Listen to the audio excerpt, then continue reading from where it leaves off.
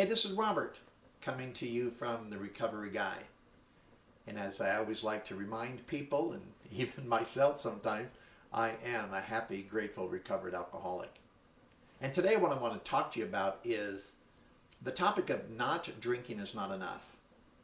You know, when I first started on this journey of recovery back in 1986, there was a lot I didn't know, but a few things I did know. I knew that I needed help. I knew that I had nowhere else to go. I knew that I could no longer drink or use. And I also knew that I couldn't stop.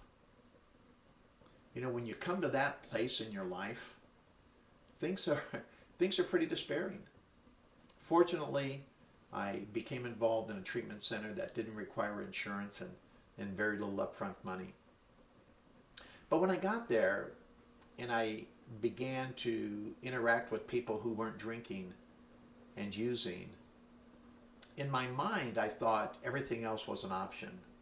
I thought if I could just learn how not to drink, if I could just learn how not to use, that miraculously everything else around me would get better. I was mistaken. But for a while it worked. I went to meetings, I interacted with people, I played lip service to the things that I heard. I began to sound like a sober person, a person involved in recovery.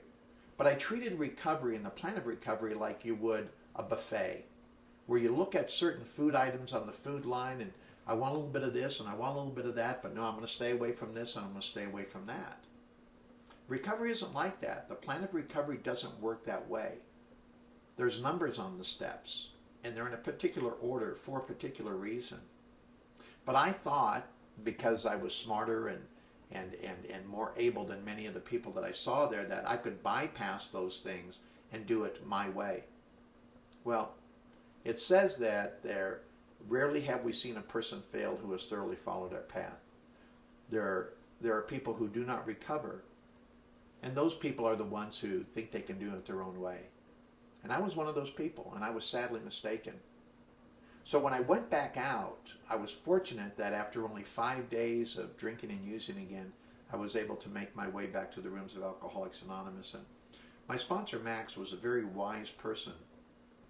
And he knew what was going on, but he gave me enough freedom to fall that I might rise again. And when I went back and I approached Max about the program and about being my sponsor still, he said, Robert, you have to understand that not drinking is not enough. That obviously, for this program to work, you have to not drink or use.